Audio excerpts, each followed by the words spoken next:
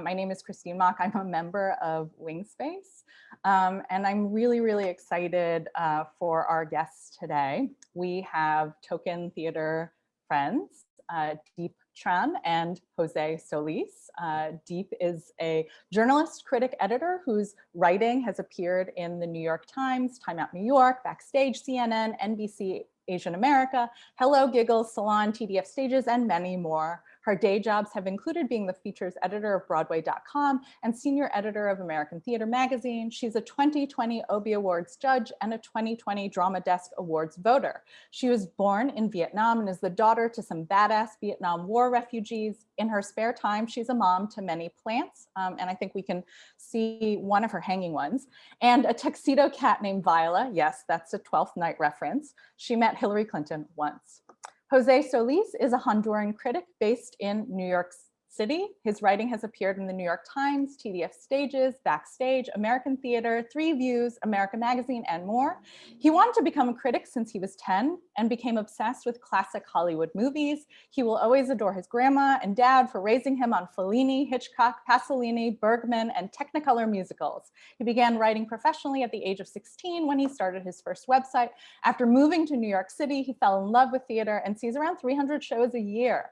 He's a member of the Drama Desk, the Online Film Critics Society, the Society of LGBTQ Entertainment Critics, and the Latino Entertainment Journalists Associations. Thank you so much for joining us. We are so pleased to have you. Yes, these bios could certainly be plays themselves, and I stole them from their website, which they gave me permission to do. So to sort of start things, launch things off, the two of you host an incredibly popular podcast and YouTube, as well as written a series of essays, reported articles, all under the sort of umbrella of Token Theater Friends. Could you tell us a bit about how Token Theater Friends came into being?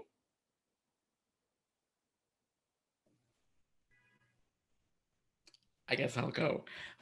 Thank you for having us and thank you for being here. Basically, there's something that Diep and I have in common, and it's that we tend to be very angry on Twitter quite often.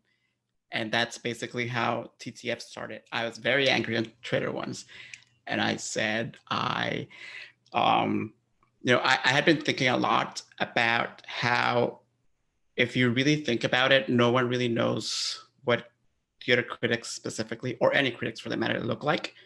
There's always this like air of like sense of like anonymity, like you wouldn't be able to identify any critic basically like in a lineup of like a bunch of like old white dudes, because they don't really show their face. So I firmly believe that that's one of the many reasons why people of color don't necessarily feel welcome into criticism, because they can't see anyone at all. And if they could, no one would look like them.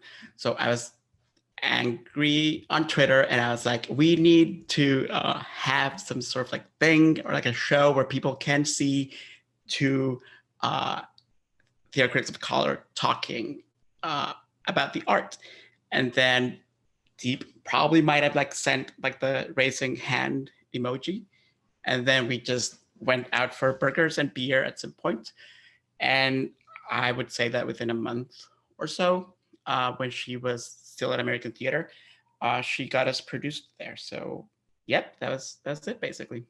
Being angry on Twitter sometimes helps. Diep, were you also angry on Twitter? I was, still am, all the time. Trying to be a little bit more positive, so I don't seem so moody. But yeah, that was basically it. And we started in 2018 as just a video series, and then we expanded into podcasting when we realized there was an audience who preferred to listen to us rather than watch us, which I'm not hating on that, because I don't like to watch myself either. And even now, I don't watch the videos. Jose edits the videos. I edit the podcast. It is a beautiful division of duties, because this makes me cringe.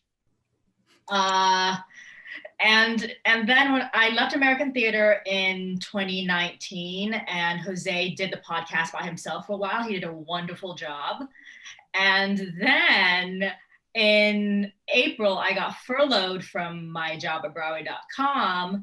And then Jose said, paraphrasing, "You're sad, I'm sad, let's be sad together on the podcast." and because as freelancers, the work was drying up, admittedly, and we couldn't get our pieces placed in a lot of publications. And so we decided to just buy a domain and start writing and podcasting and just doing all the things as an outlet for our own creativity, but also as a way of tracking what's happening right now. I think a lot of people are really surprised that we decided to launch our own media company in the middle of a pandemic. I would not advise that for other people, but we did it because, like we say on the podcast, theater isn't dead. Theater's still alive. There's people still making it. There's people still passionate about it. There's people who still want to talk about it. And we just consider ourselves like a vehicle for that. And it was really reassuring, like when we launched out on our own and we opened a Patreon and people started giving us money to do this, that we realized, oh, there is a demand for this. We're not just talking to ourselves. And so that's been a really comforting thing to see. And we're continually growing. And I've been really happy with how much we've grown and how fast we're growing on our own in the past 4 months.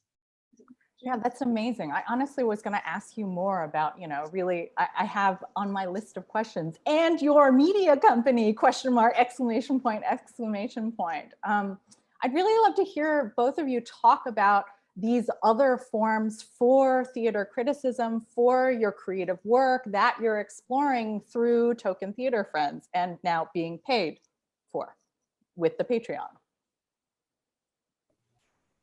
Okay, so one of the things that I've always, I love writing. It's like it was my first love, basically. It's what I've always wanted to do.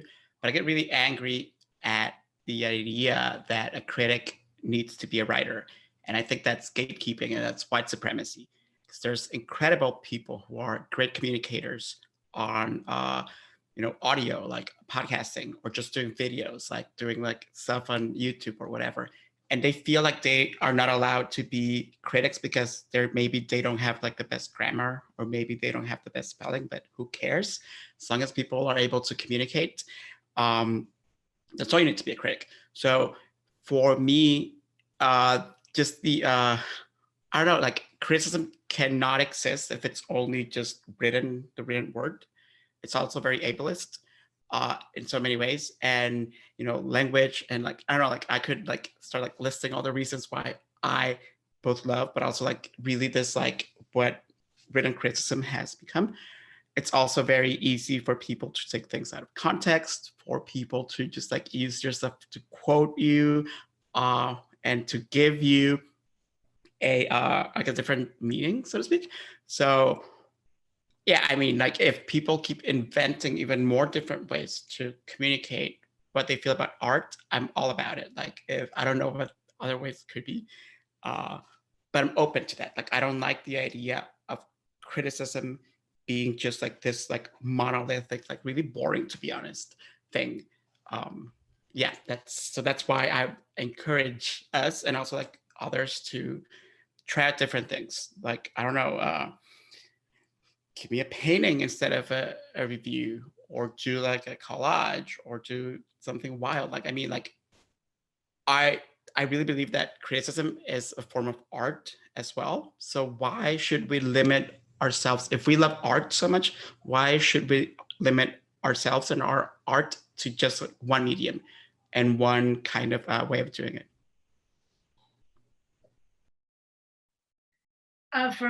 For me, and Jose's been the one pushing me to get into new media more. I'm very much a writer by trade, just because I don't like being so visible visually.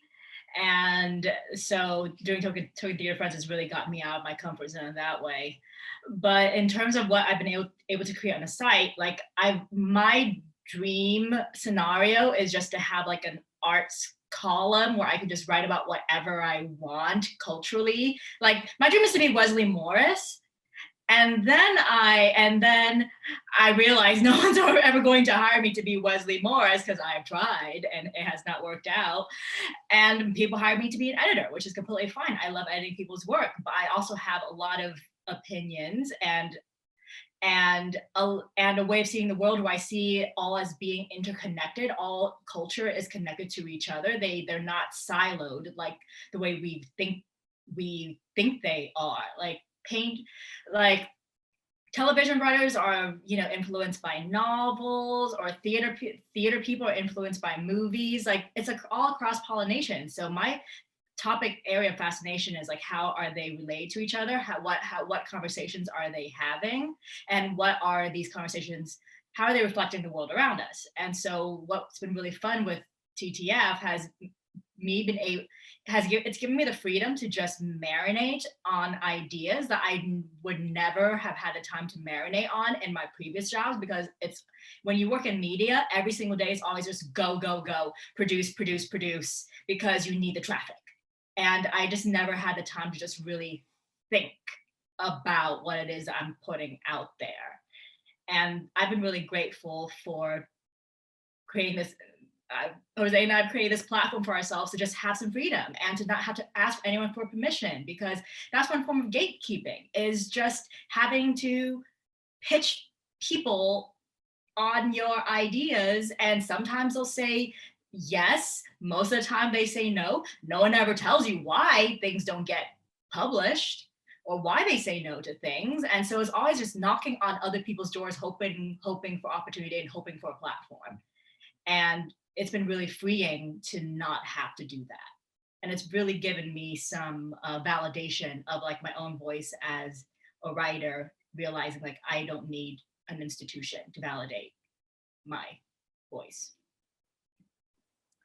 That both of you are talking about sort of the capaciousness of what you think criticism, whether it be art criticism, theater criticism, cultural criticism, should be. And I wondered if perhaps you could speak a little bit more in terms of the particular sort of,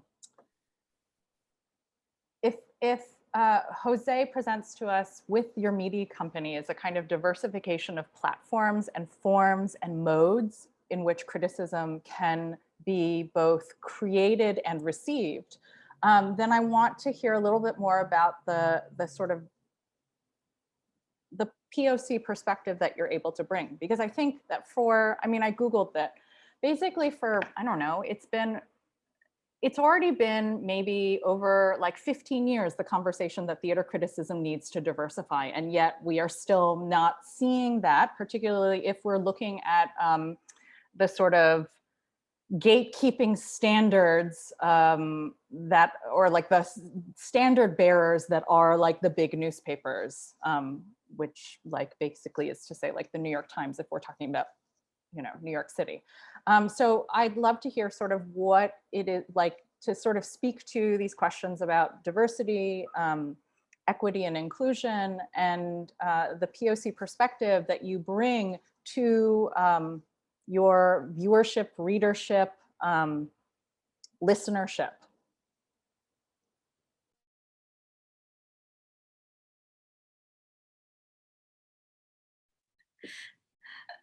Yeah, it's there's like a lot of threads. I'm just trying to wrap my head around it. But no, that's one of the things that's been surprising about like the Patreon response, was the fact that there have been so many opportunities for other publications to hire lead critics of color, and they just have not taken them. And it's not to say that these critics are better, or that there's like a slot that needs to be filled. It's the fact that when you have a panorama of people who have a say in the future life of a show, and those people are all of one demographic, it's going to skew how that show is perceived, because they all come from very similar life experience, middle-class life experiences. And when we talk about POC perspective, it's not so much like, oh, any person of color is interchangeable. It's talking about bringing in different perspectives and life experiences. Like my life experience is completely different than Jose's life experience. And we bring that into the things that we critique. Like there's just some things that he sees that I can't see because I don't have the same frame of reference. I don't know that much about Judy Garland, but if you ask Jose, he'll tell you, he'll pick it out of anything. It's weird, but adorable. And so it's, and when we're talking about like making criticism more accessible, for most young people reading these reviews, like if they don't see someone writing who's like in a similar age bracket, who come from a similar background, who write in like a different style that's really inaccessible, like why would they want to read it? Why would you want to go see a show if the person writing about it is the same age as your grandfather? Like no one takes recommendations from their parents or their grandparents. That's just the truth. And that's not to say that those critics are bad, their job should be fired. It's more like bring in more people so that the people who get a say in whether a show is successful or not, like it's more democratized, and a show that's not appealing to a certain demographic has a better chance of surviving. Jose? Yeah, I would say that there's two things here. And the first one is that in many ways what we wanted to do also was to reclaim things. I moved to America in my late 20s. So I never really had like cultural shock or whatever, because like America exports so much media and so much stuff that it was like, I've known the American way of life my whole life, basically. So one of the first things that I noticed when I got here was that there's something that's very pervasive and very gross about the culture. And it's the whole thing about patting themselves on the back because a conversation's happening and actually never moving and never doing anything. And I'm a person of action. And the conversation gets started, but if it's not going to lead anywhere, I don't really care. Like I like making things happen. So one of the things that we wanted to do, even from the name of our project, is that we wanted to reclaim things that other people like. When people see us and when people hear us and when people know about us, like they immediately have a preconception of who we are. So if we reclaim that and we use that and like we show that first, they have nothing to say. They can't like.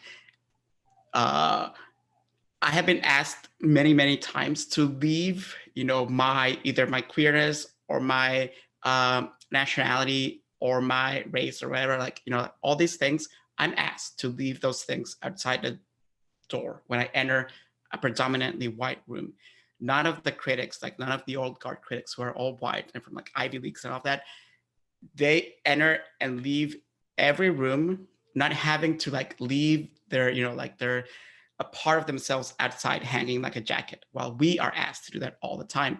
So my criticism is from a POC perspective, because simply that's who I am. And it's really unfair and kind of silly that, maybe we should start doing that. We don't say oh, this is, if we're typing a review, enter a white character, right? Why is whiteness the universal POV? And also, why isn't whiteness called a POV? It's not an invisible POV. It's there. But it's, again, it's really twisted. It's very perverse in a very strange way. They're asking us to remove parts of ourselves when we enter rooms, but whiteness is never acknowledged. So it's kind of they want us to do what they're already doing with whiteness, which is, I don't know, maybe they're getting off on that, and good for them or whatever. And the other thing is that, now I forgot where I was going with this, so sorry. I lost my train of thought, because talking about whiteness gets me very angry. Wow, sorry. That's okay. You can hang on to it. I'm not going to ask you about Judy Garland, although we could go there and speak about whiteness. But I actually wanted to sort of pivot and maybe sort of follow up in terms of, I think one of the things that got me the most excited about Token Theater Friends is actually that you guys are like this duo, because more often than not, when PWIs approach diversification, what ends up happening is like the Highlander effect. There can only ever be one. There can only ever be one person of color. Like there's only ever one seat at the table given to a person of color. And then and that's like the token. And the ways in which you guys sort of turn that on its head by having the two of you, right? To having, you know, the multiplicity of perspectives that you each may individually bring, but that as two people of color, that shifts things. And this, for me, is kind of a segue, because I would actually really love to hear, Jose, a bit more about the BIPOC Critics Lab, because I think something that I've been hearing from both of you is the ways in which, on the one hand, you want to get your criticism out there, but I'm also hearing a kind of investment in who might come after, like to pull even more voices, to have more people be critics in whatever platform or medium they could be in.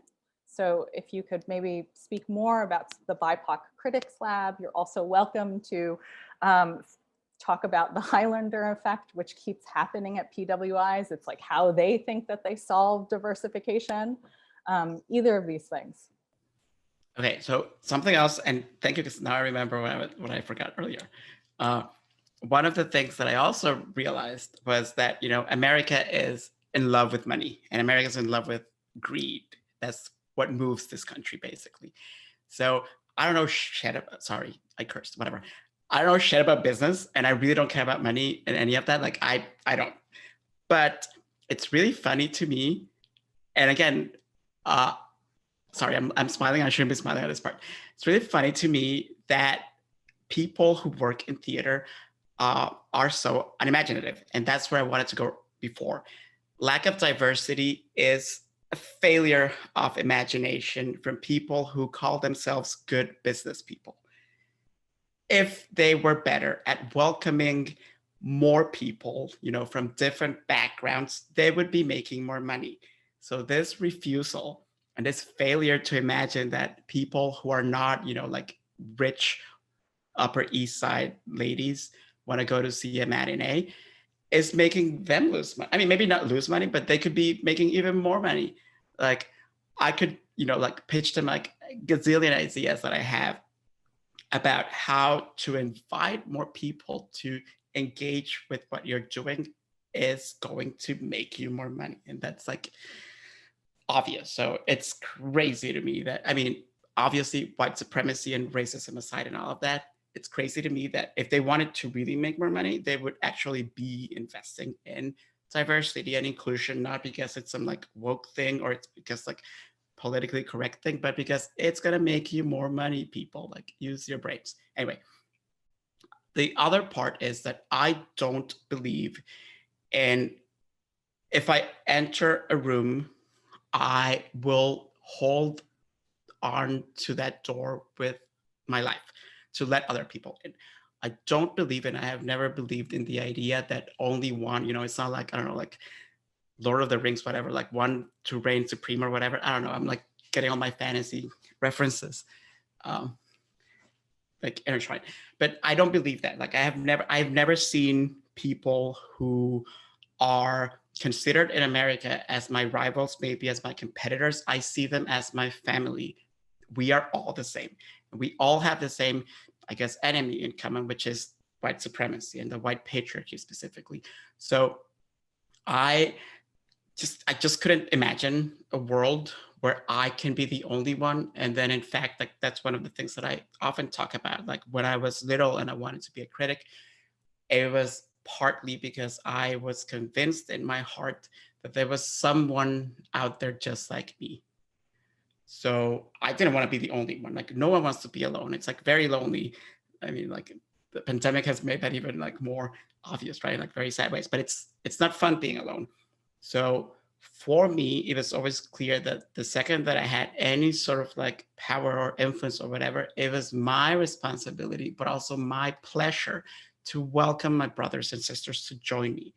Because again, like, what am I gonna be like doing on my own, like facing, like an army of people who don't want me there? So I'd rather build my own army, and then we can go into battle and we're gonna win. So yay for us. So I have always wanted to be, not professor or anything, but also workshops and places where people can study or be allowed to dream about becoming critics are usually reserved for white people. Again, it's not in like the rules or whatever, it's not in the application forms, but everything about like how to access them, who gets to know about them, who gets to, who has the money to take off work, like half a month, right? Or who has the money to like skip work or not take care of their family, for instance, because they have to go to like a workshop about criticism at 8:45 in the morning on a Wednesday. Those are like ways of gatekeeping. So I've always wanted to build a program that was built for, for us, by us, to have more us's show up and like end up with, again, like a giant, really awesome BIPOC army. I feel like you should do a shameless plug, Jose, because the program application is still alive, right? Yeah, through October 30th. So if you're 18 and identify as a BIPOC, go for it. 18 or older, sorry. At the Kennedy Center. So yeah, we'll both be teaching things. Yeah, and also what I really love about the way Jose teaches criticism is the way like I wish I would have been taught criticism, which is you're able to bring your entire self into the room. Because when I was taught criticism, because I literally have a degree in it, which I don't know if I can recommend that to people, but when I was taught criticism, the way I was taught was you have to be objective, and you have to just evaluate the art on its merit of whether or not they did the thing good or not on whether or not, it has social impact, not on whether or not it spoke to you as a human being, not on whether or not it was a moving piece of theater. It was like a very third party, dry way of looking at art. And that's a way that a lot of our colleagues write about art. And that's not exciting to me. That's not exciting to me as a writer, and that's not exciting to me as a reader, because what is a review? What is a piece of criticism? It is one person's opinion.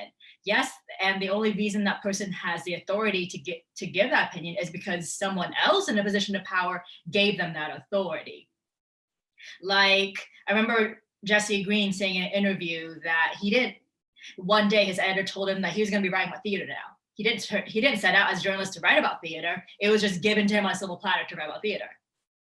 And so who gets to be given those opportunities, and how they get and who gets the opportunity to like fail at it and to stumble their way through it in a very public platform? Those opportunities are given to very few people, and those few people are usually white.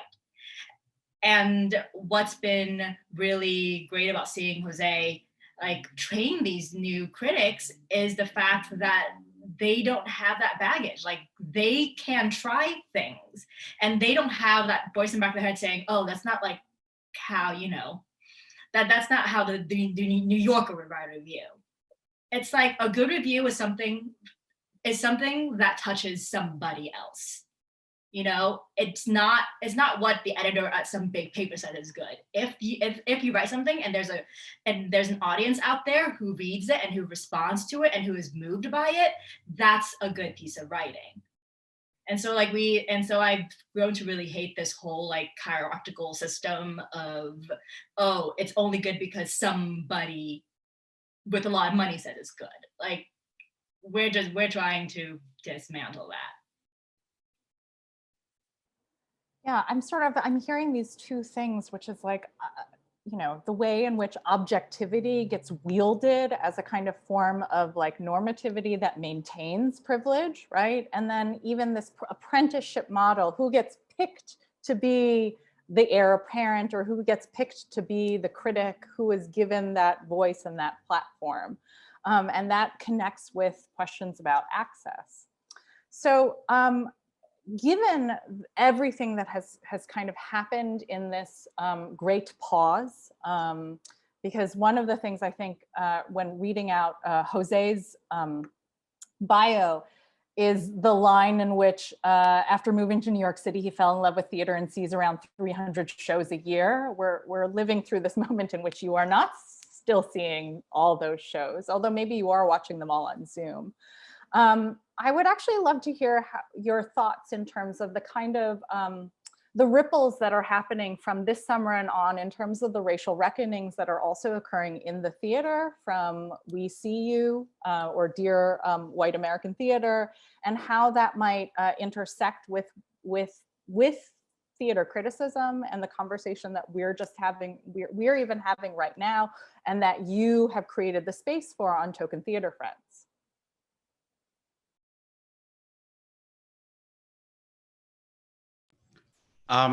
There's something that I find really depressing, and it's like, and you could even almost like see it back in like June and like July, and there's like people who are waiting for that miracle to happen, and for like, you know, like tomorrow, like I don't know, like theaters are gonna magically reopen, and Hugh Jackman and Sutton Foster are gonna be like in every Broadway theater. That's not really gonna happen. So, you know, while these people are paused and they're waiting for something that might really never happen, it was very necessary. You know, I'm not, the only reason why I'm not seeing 300 shows this year is because I'm tired, not because there's not an offering. Like a few weeks ago, I had a day when I saw 3 shows, you know, and it was coincidentally a Wednesday. So I went to like a matinee and like an afternoon show and then like an evening show. There's enough theater happening, and there's also theater happening all over. There's theater happening on Instagram and my favorite, Animal Crossing, and there's theater happening on people's like phones. It's not only Zoom, it's, you know, like it's theater, it's like popping out of everywhere.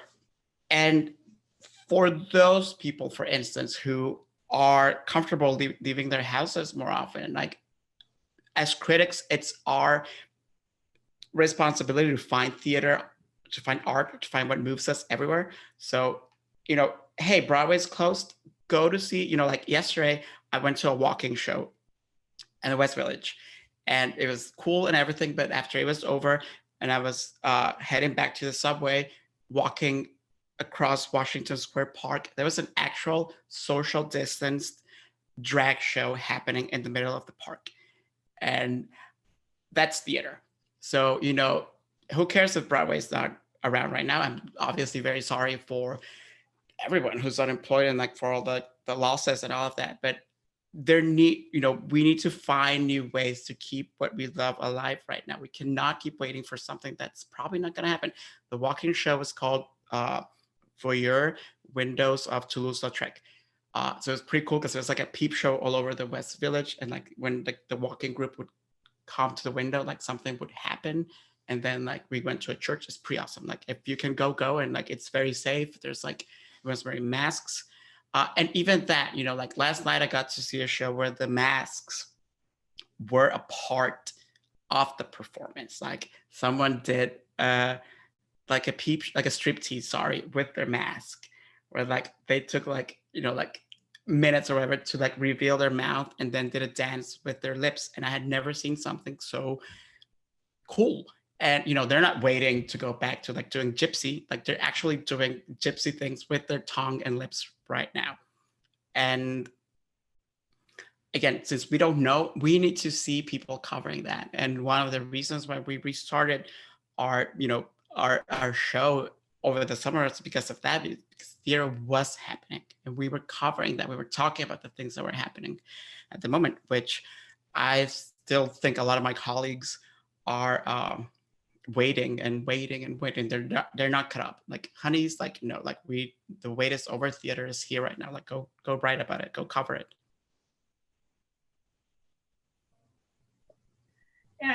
And as someone who's covered diversity and inclusion and equity and representation in this industry for, I'm going to say 5 years now, and was one of the first people to actually do it on a major platform.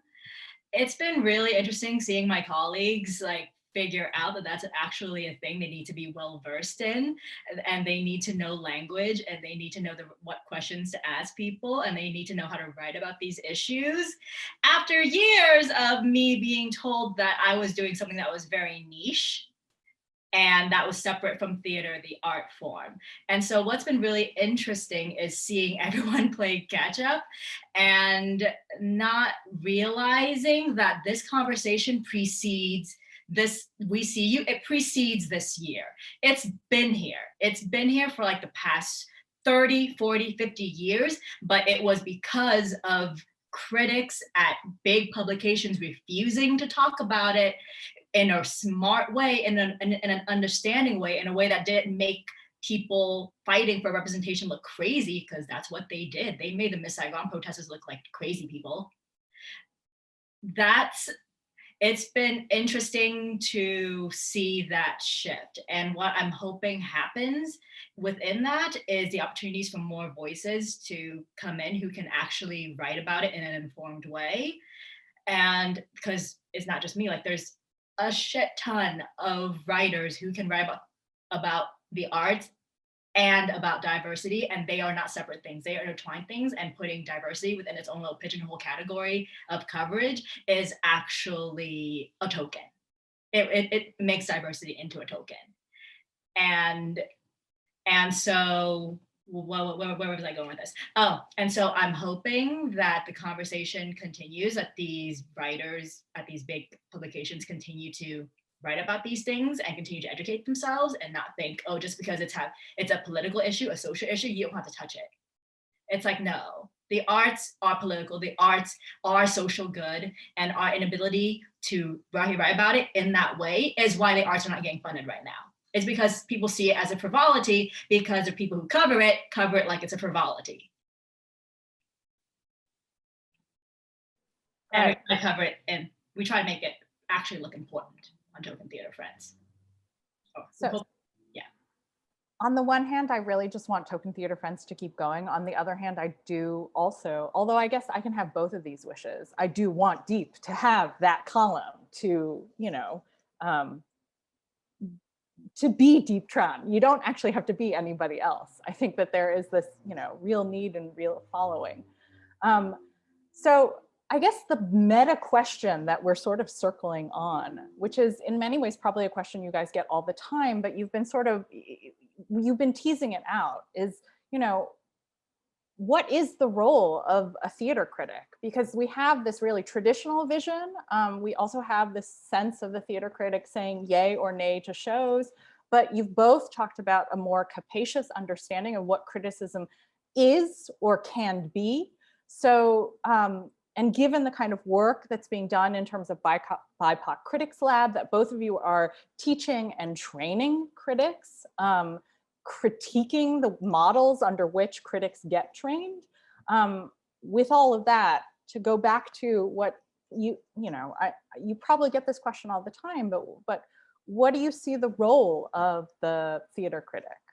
Or how do you see the role of the theater critic? And where do you see theater criticism, or how do you define theater criticism? Because you've been expanding all of those containers that are incredibly limiting and have been historically limited.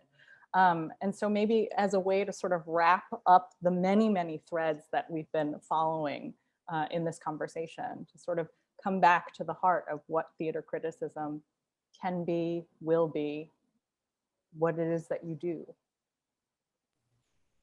What I do is that I want to have conversations with people. The criticism that I loved when I was growing up and I was reading criticism was the one where I could imagine myself having a conversation with the person who wrote it, where I could ask them questions. And right now we are living in a time that's so democratic that because of social media, we can actually ask critics those questions. But if you look at the social media, for instance, of like the old guard critics, like they're there to like publish their links to their stuff, but they don't really like interact with people. They still believe that their job as a critic is to be a judge and almost like a Supreme Court uh, justice. Like they're at this like, you know, like high in the sky, like magical place where they can say what's good, what's bad, not acknowledging that, first of all, they have a very specific POV. It's super white and probably like very racist. Second, that there is no such thing as good or bad in art. That doesn't exist. One man's or one woman's like, you know, like garbage is going to be someone else's treasure. So we should get rid of the idea that one piece of art can be better than the other. The only thing that variates is what the art does to the person who becomes in contact with it, who becomes in touch with it. And if those people happen to be critics, it needs to be acknowledged that that is their reaction. I think it was earlier today, I was like discussing how even like the idea of a review, just like as a word and like in terms of language, is so stupid to me. Like you can't really review theater because most of us see a show like once. We cannot review something we've got to see once. And even if we went the next night, it's going to be something completely different. So criticism lacks the things that why we love theater. And it's really funny because like I think that it should reflect the medium that it claims to love so much. Instead, it's almost academic and very, very boring, very dry. And theater criticism should feel more like theater. It should feel alive. It should feel like it could change, you know, from one word or whatever to the next, from a page to the other, from one piece of criticism to the other. That doesn't exist. What exists are almost like consumer forms where like critics, you know, like write about the light, like the sound, the costumes, but again, remove themselves from the experience as if it was a ghost who was witnessing the performance and not an actual human being. You know, the ghost thought that the acting was remarkable or whatever, or that the direction was like misconceived. But what about the person? And I mean, if we are going to see people put their passion, their love, their hopes, their dreams, their fears, everything on a stage for us, why are we denying them the same courtesy? And why are we denying ourselves that courtesy as human beings? So theater criticism needs to be more human, basically. If theater is a reaction to life, and if criticism is a reaction to theater, we should feel like, you know, it's like a thread and not like it's some like separate entity that's there just to sell tickets. We don't even have the power to do that. Like I always talk about how if you notice, if you go and look at least the past like 20 years or so, which I have actually done, and if you go and if you look, for instance, at the top box office hits in Hollywood, at least half of them were like completely trashed and reviled by critics. So critics are not selling tickets. I mean, people are going to do whatever they want to do with their money. Like no one, you know, unless someone came to take my wallet from me, like no one's going to keep me from going to see a Jason Statham movie. I'm going to go see it if it has the worst reviews in the world. So we need to stop like assuming that we're part of like the marketing and like again like the capitalistic, the greed component of the art form. We are not that, and it's not our responsibility. So I don't care if I sell a ticket or not. That's the marketing people need to do that. It's not my job at all. Yeah, and that's why I think, though I do still think Marvel movies should get Oscars, because then that would really show that critics are of the people rather than just people who have like a idea of what art should be. Yeah, these days I really think in this time that we're living in, I truly believe the role of the critic is to keep this art form alive and to advocate for it, even advocate like to Congress so that they could give money to out of work theater artists. Because like, yes, there are shows to be seen, and yes, and I think what the people who are writing now, like they're letting you know that there's work still happening and you should go see the work, even if it doesn't look like the way it used to look like. And I think that's so incredibly important right now, because the industry is in such a state of flux. And so the critic as an advocate is more important than ever. And I don't really, it's funny, like when I was, because I was talking about it, and it made me realize that when I was being trained as a critic, like, and when I was writing reviews for the first time, I was told to not use the word I, because the opinion wasn't coming from me, it was coming from, you know, the deep from the fourth dimension. I'm really into space as well. So now when I'm writing, I use I whenever I want, because no one can tell me I can't. And it's from me. And I really hope that we're in a state of flux where people can feel a little bit more free to like put themselves in their work and be a little bit more personal with it. And like people are always telling me like how they love my writing because like they feel like they get to know me and who I am. And I'm just like, that's because I'm literally putting a piece of myself on the page for you. And I'm hoping that by example, more people will do that when they're critiquing. And so it's not about like some third party opinion. It's about this person's opinion. And they may not agree with you. And you can call me an asshole if I don't like something. But I hope you can see that how I got to my conclusion and why I think the way that I do.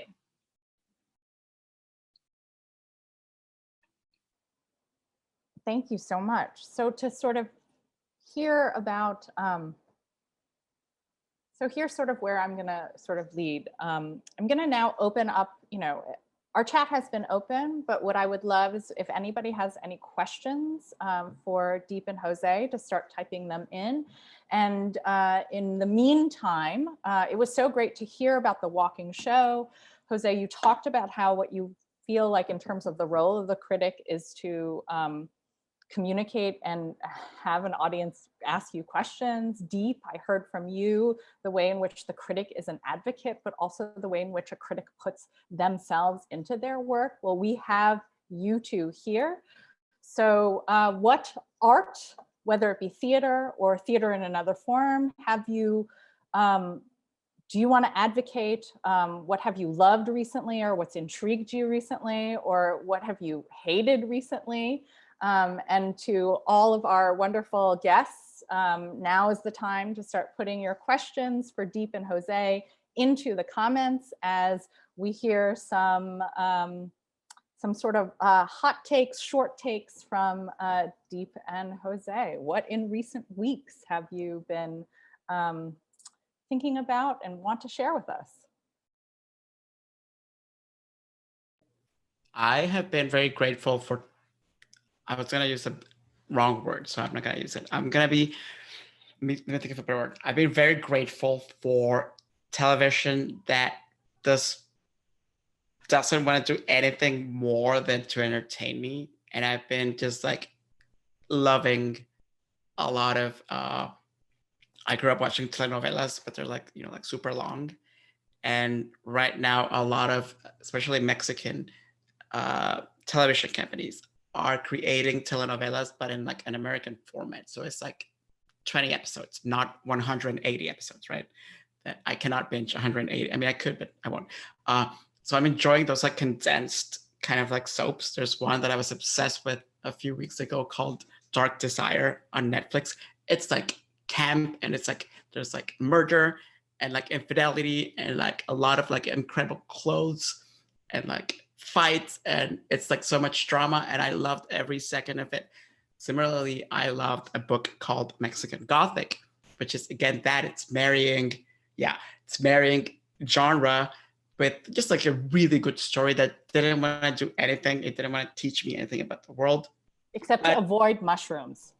It actually made me crave mushroom pizza like so much. I'm not even kidding.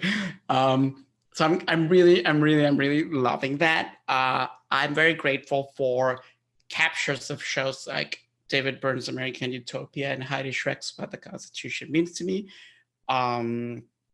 I also have been just like really enjoying just like sitting with music, just like playing music.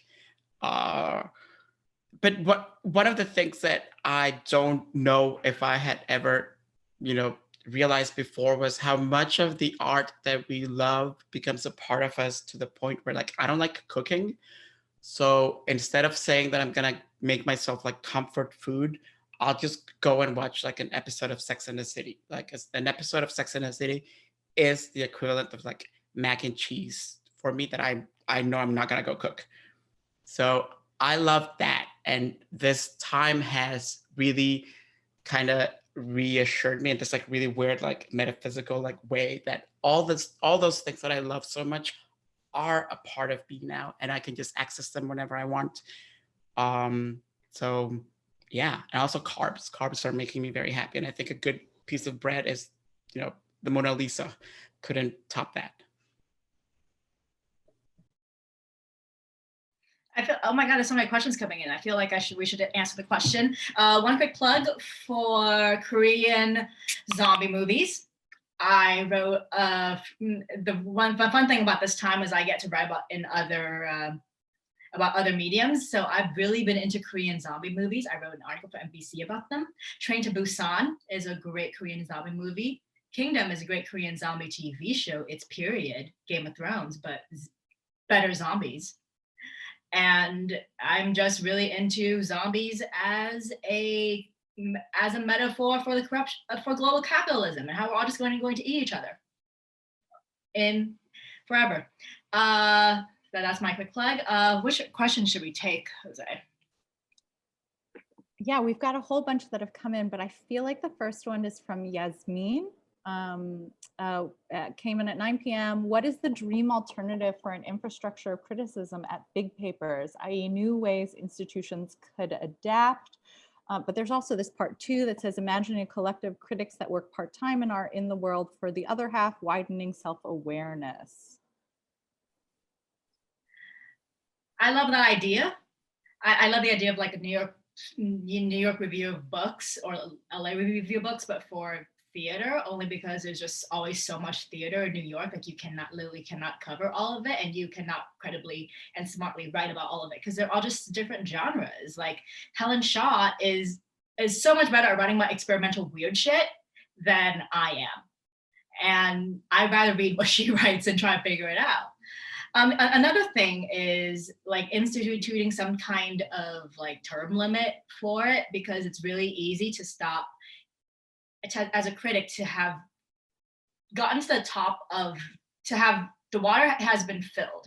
You've seen a shit ton of shows. You don't get as surprised anymore. You don't get that sense of wonder as often anymore because you've just seen too many shows and written about too many shows. And unfortunately, it does show up in the writing, that fatigue. And even I find it sometimes in myself, like in talking about shows in the podcast. And so I think like you got like a 5-year span to write about anything you want, and then you gotta go do something else.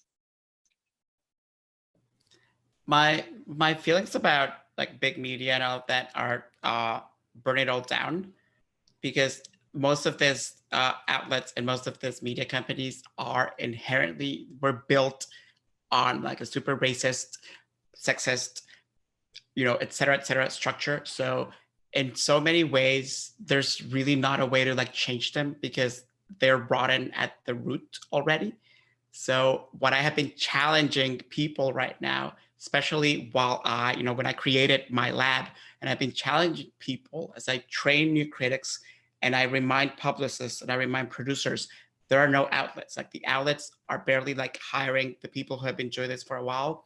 So they're not gonna just like hire people who are just getting started. So what I've been telling people is I can let people know about your show or whatever, but you're gonna get maybe a conversation on Twitter. Are you okay with that? And they've been saying yes. That switch is absolutely remarkable. I didn't think it was gonna take me so little to to convince them to say yes to that, because like they would refuse to do something like that. Like no, like you either had to like write like 800 words on something, or like do the traditional thing. But right now with the future just like being like in their faces, like they either take what people can give them or they, again, like stick around and wait for something that's never going to happen. So I don't really believe that any institution is salvageable, which is why I firmly believe that it's our moment to build new things. Like someone not too long ago asked me if I would be interested in, if I would be interested in like joining or like trying to rebuild something that no longer exists, but like if I could get like the brand back and like trying to rebuild it, if I wanted to do that, or if I wanted to burn it all down. And I told them I have the matches ready. Let's burn it all down. We can't, there's things that we can't save. So I don't think we should really be bothering with that. Yeah. Oh, and Jose's statement reminded me that we're actually going to start commissioning pieces and paying people because we've got some monies to do that. So I'm really excited. And like these days, what I tell people is you can strive for the big job. The odds are not in your favor, but I support you trying. But you'll get a lot farther by like just doing the writing at any outlet that will have you or on your own, and building a community of followers either on YouTube, on Twitter, on TikTok. There's so many platforms now to build followers. And like I didn't get my 8,000 Twitter followers because I worked at a big magazine. I got it because I'm really opinionated and people just really liked reading my opinions. I didn't have to show a degree to have an opinion on Twitter. And I think now's a great time to just like build your own audiences and build a career like outside of like a typical media ecosystem, especially because the media ecosystem isn't that stable anyway. Like anyone can get laid off. I got laid off, but I'm still here. Like that Sondheim song. Awesome. I think our next question comes from Juan Michael Porter II. We have given the option, if you message us or raise your hand, you can ask your question. I will unmute you and you can ask your question directly. Juan Michael Porter II asks, when you think about a show that you hated or even found offensive when composing a review, what barriers do perhaps you maintain to keep from dehumanizing the artist involved? I have a very basic rule for everything, and it's that I would never say criticism in podcast or video or whatever. I would never write something that I wouldn't say to the person. So I guess like Juan, like if you want to, it depends on how you want to measure my humanity. I would just never. If I wrote, I think you're a jerk, and I think you wrote like racist garbage, I would only write that if I could say that to the person. And if you ever see me write something like that, it means that I probably will say that to that person at some point. So yeah, on TTF, I wrote about the West Side Story revival because I fucking hated it. And I hate it for very particular reasons. And what I was trying to do with it was to not critique the actors because I know it's not their fault. I wrote about from the perspective of workplace practices and about like interpretation of a text and how making certain artistic decisions undermines the text. And I tried to make it like very much big picture, big themes, and not so much these people suck because it's Eva Von Hove. There are a lot more things I could say about Eva Von Hove and my problems with him, but in that case, my problems with the show were bigger than that person. And so I don't critique people personally unless I have a really, really good reason for it, because most of the time, like, I know how much money they make, and it just feels like punching people for no reason. Like I'm not in this to like be mean. I'm just in it to foster better conversations and hopefully lead people to make better artistic decisions that aren't offensive. I mean, hopefully, unless it's Scott Rudin, then that's fair game to me. So Our next question is from Adrian Jones, fellow Wingspacer. If the New York Times offered either or both of you a position, or actually two positions, not that you could share, well, that would really be token. Would you take the gig? If so, what would you like to do there? What would you do differently? Nope, I would burn it all down. It's never going to happen, so I don't even think about it. I mean, I contribute there like at least once a month, and I really have no interest. You know, the reason why I contribute to the New York Times, especially right now, is because I know the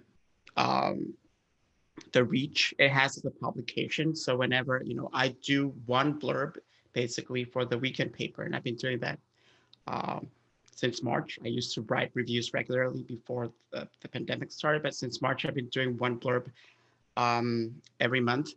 And I make it my purpose to pick art and pick artists that otherwise wouldn't get that kind of reach, and they wouldn't reach those same audiences. So, you know, I'm basically doing what their other critics don't do.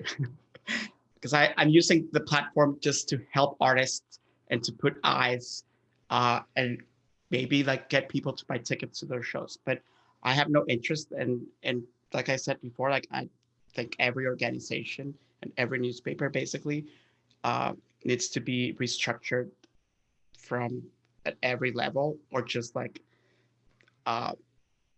restarted, or just like ignored. So I would not take a job there especially now as a full-time person. All right, so we have some questions are actually coming in through Facebook since we've opened up to the question time. So in the meantime, as that's coming in, we have a set of two questions from Edward. One, which I think is just totally tongue-in-cheek, which although I you know, there's a way in which we could be serious, which is basically, do our illustrious panelists ever sleep? How do you have time to digest so much media? But more so, are there any other theater podcasts that you would recommend or are in conversation with?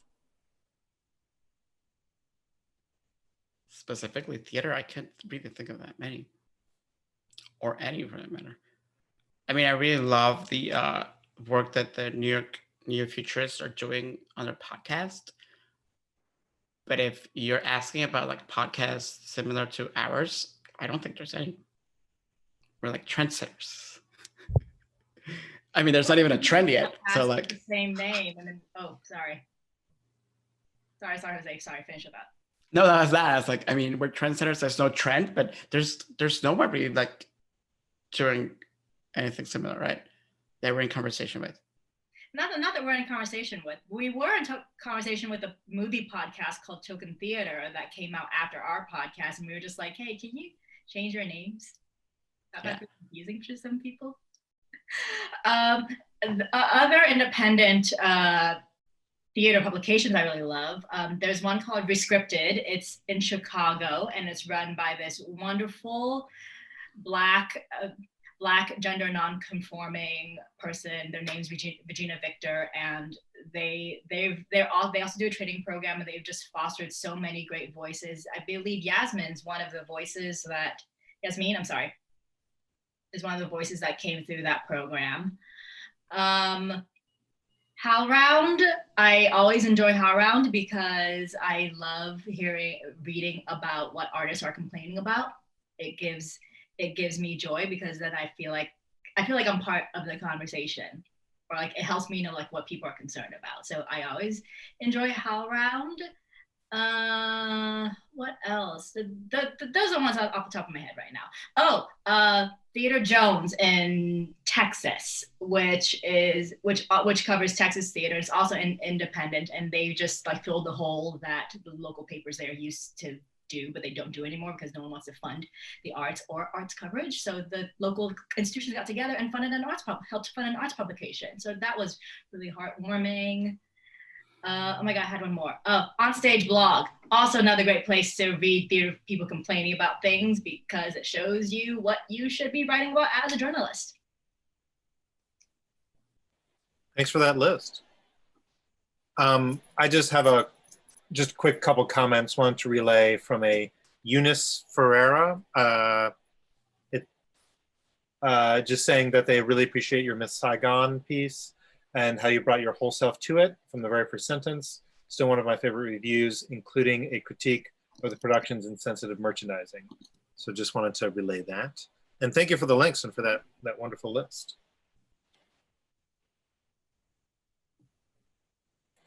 If there aren't any others, I had a question. I'm curious if you have any take on the Circle Jerk virtual live stream that's going on this week that's gotten a lot of press. Curious if you could give your hot take on that or not. I interviewed the creators, like from the second that I got the press release and I saw that it was happening, I knew that I had to do something with it. And I love the work that this company does, Fake Friends, that they do, because I saw their very first show called This American Wife a few years ago. And what I love about them is that I have no idea what's going on, because they cover, that was like a hybrid show about like Real Housewives meets like This American Life. And I pride myself in never having seen a single episode of any Real Housewives, like of anywhere. And so I go to this show that's all about that, and I don't understand any references and any of that, but I admired their artistry, and I admired the way that they were bringing something that's part of pop culture and like mass culture and creating the art that I like, like things on stage and live performance, and combining the two. So I told him in my interview, like, I have no idea what the hell was happening in This American Wife, but I love what you are doing. And they're committed to again, not waiting for permission and not waiting for the future to arrive, but actually to make the future happen right now. In many ways, like I felt when I was talking to them, I felt like we were kindred spirits. Like, I don't like waiting around for permission from anyone to let me do what I want to do. Like, I'll just go ahead and do it. Like, I mean, that's how I end up doing most of the things in my life, like including my critics lab. I was just like, you know what, I'm just going to do this right now. And I did it. So I was really impressed also on a technical level with what they're doing. I thought that they were going to like live stream the first performance and then just like, like show that and like have that on demand. But the fact that they're doing a live show every night this week and through like a couple more weeks or so, I think, and have this like really complex, like 13 camera system, broadcasting it's just so exhilarating. And that anything can go wrong. I hope nothing goes wrong, break a leg, all of you, while you're doing the show. But that something can go wrong and that something can go like so well. And knowing that every night is going to be different, I just love it so much. It makes me very excited. And the show's also very, very funny. And Michael, Patrick, and Kat are incredible performers. They're great comedians. So, I didn't understand like maybe like 85% of the references to all like the things about like white gay culture they were making fun of. But I still had a blast. I loved it. So, yeah.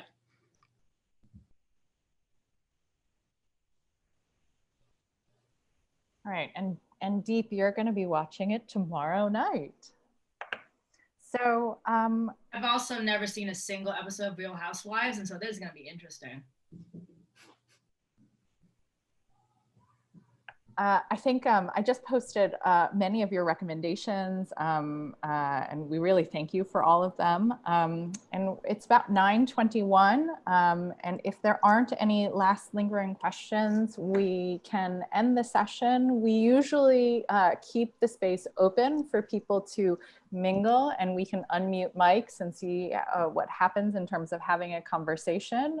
If Edward, my security guru, doesn't freak out about that. I think I have permission to do that.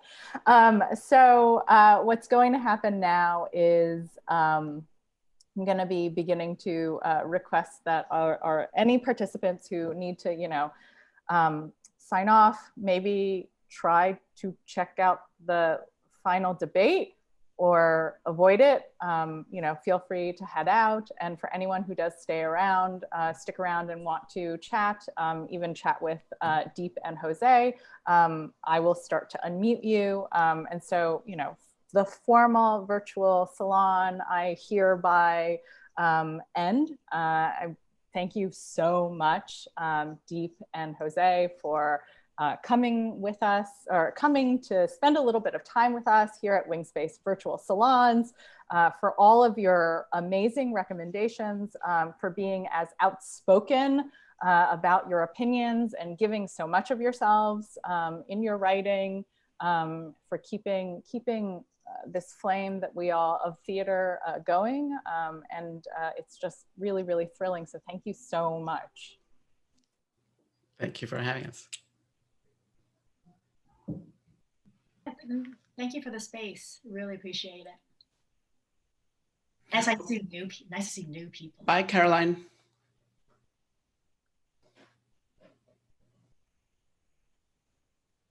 All right, we've got some people, so I'm going to start to ask to unmute. You should get a request from me to. Thank you both. So lovely. Thank you so much. Thank you for being here. Yeah. And thanks, Edward. Thanks, Christine. Thanks for being here, Adrian. Diep and Jose, I'm curious, I just started on your Patreon, but do you have anything like your top 5 of the week that you roll out or anything like that? I'm curious. Or on one of your Twitter, does one of you sort of collate what like your top 5 of the week or of the month or anything is? No, not really. Like we have an extra on our newsletter. Like if you're a patron, like we send you like weekly recommendations. Oh, okay. Gotcha. Yeah. And not only theater related, like we send like even like Diep even sends like recipes. I don't cook, so I'm back in New York, so I'll get back to sending recipes. yeah, but we tell people like what we're watching, like what we're reading, music and all of that. And also like by default, obviously, like theater is like a big part of that. And and then what the people we interview, what they're into too. Yeah. So we call it Woke Goop, except we don't really call it that officially because Yeah. Gwyneth Paltrow could sue us, and we don't even have anything. So I mean, what's she gonna take from us? Shoes. Your entire skincare regime. Oh my god, I wish I had hers. Oh, I was just in the Sephora, Jose, and Goop sells it in Sephora now.